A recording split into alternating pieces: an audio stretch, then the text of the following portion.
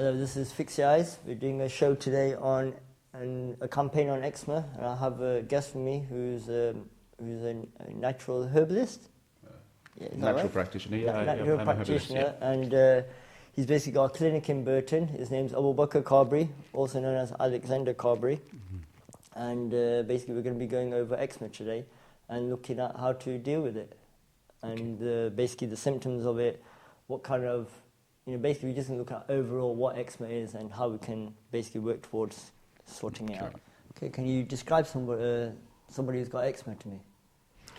When somebody has eczema, what you tend to notice is the itching. Itching is the most important part. But the other bit that you'll see is that the skin can sometimes really thicken and it becomes discolored. And it might weep or it might be really dry. Is there any particular place where it would be itching?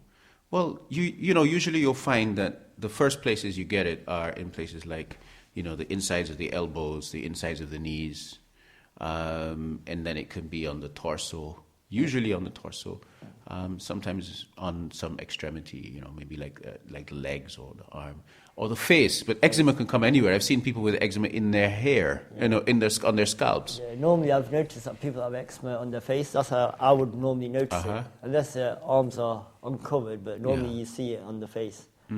So the people who've got eczema, what are they normally taking to deal with that? Kind of medication, basically. In most cases, they are given creams. Okay. And what the creams do is that they suppress the symptoms of the skin. So it suppresses the flare-up of the skin. Okay. It tries to stop that. So that's what most treatments do. Okay. So if somebody goes to their doctor will give them a steroid cream that will suppress the inflammatory reaction of the skin, but will tend to thin the skin. Okay. But why are they actually scratching though? Why is it that the skin's like kicking off in that way?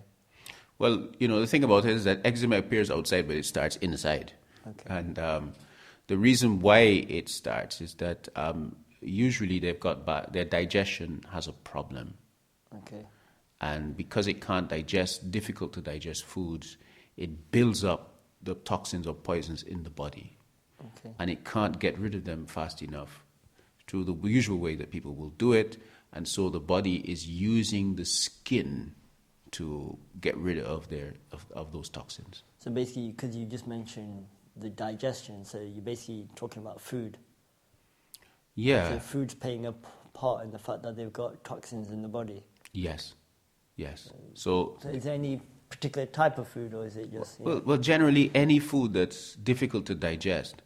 So if they eat things like wheat, because modern wheat's hard to digest, it's made for the modern food industry to make, lots of bread that can hold a lot of water so you can sell more bread. Okay. So it's got a lot of gluten in it. Yeah? So the gluten's in modern bread is difficult for the body to digest. So basically, so if somebody's eating a lot of bread, if they're eating, naan breads, a lot of food, basically a lot of food that's got wheat in it. Yeah. And is there any other type of food? Yeah, also milk, dairy products will be very difficult for people. So eggs, yogurt, things like that? Well, yeah, you'll find that yogurt, milk, cheese, especially cheese, sometimes eggs,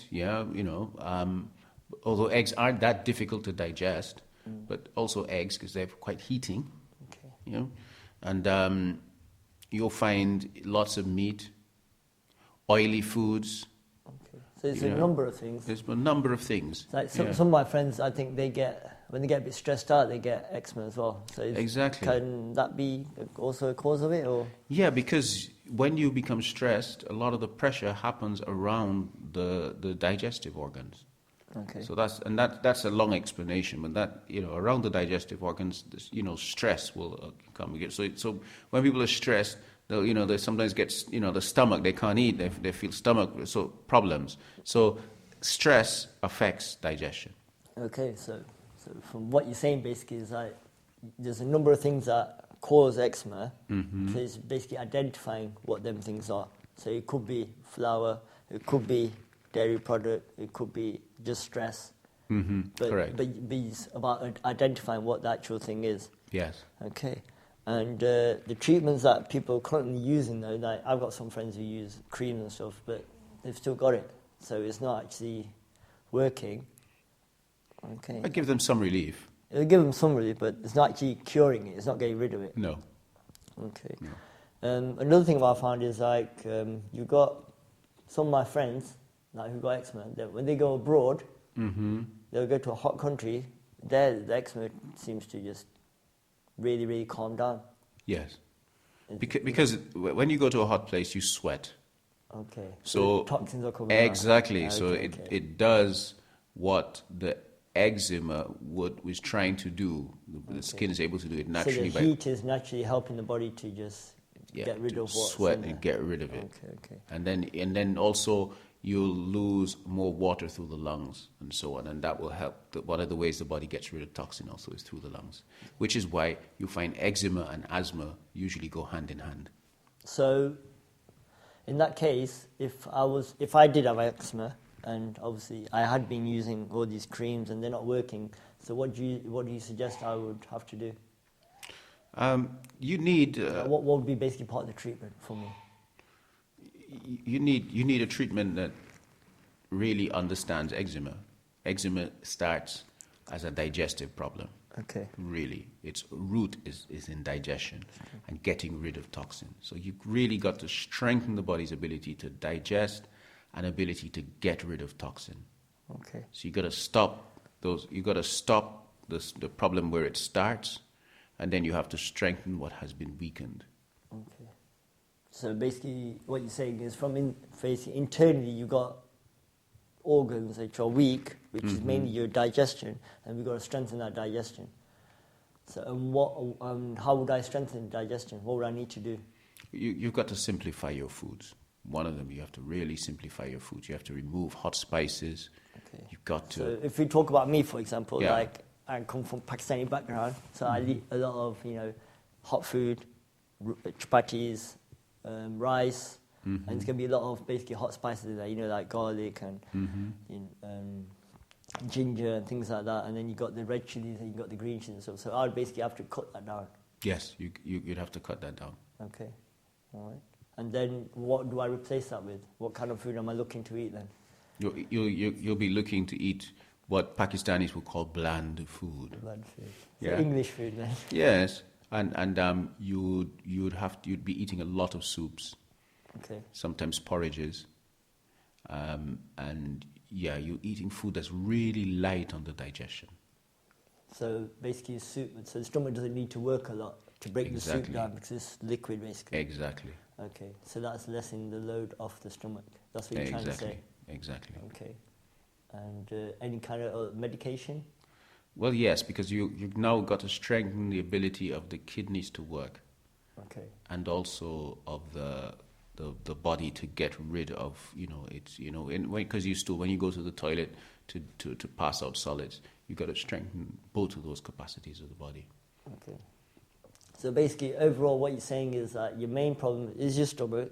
Mm-hmm. You need to sort of identify the things which are affecting the stomach, and then correct them by obviously removing them from your diet, and then put into your diet and basically start a new diet, which is not going to be light on the stomach, and at the same time you have some medicines, which will also help to the recovery of the stomach, and that should overall get rid of the toxins and and your skin should start clearing up. Basically, that's what you're saying. Well, yeah, basically, but what happens is that digestion happens across a number of organs.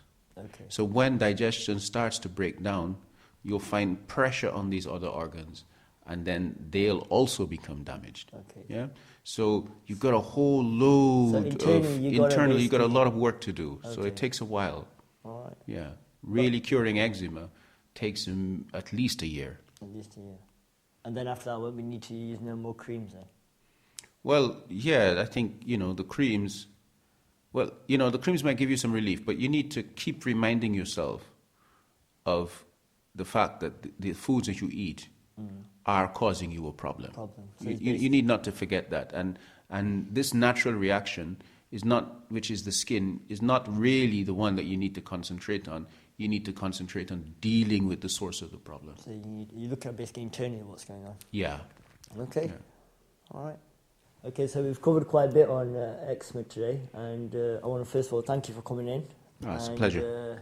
I've learned personally a lot about eczema myself. I'm sure the people who've been listening have heard a lot. And how can they get in contact with you? So, just go over your clinic and contact number or email or whatever you have. Okay, well, my clinic's in Burton-on-Trent. Okay. You can find me on the internet. It's www.alexcarberry.net. Okay. So you can find me as alexcarberry.net, and you just fill in the form and contact me, and that's the easiest way. Okay. That's the easiest way. Okay. I mean, I suppose you could also text Fix Your Eyes or contact Fix Your Eyes, and he'll put you in touch with me. That's no problem. Okay, thanks a lot. Thanks again. It's a pleasure. Okay. You'll be having me in again. Yeah, I'm sure we will be. The information in this podcast is for educational purposes only and is not intended to treat, diagnose, or prescribe.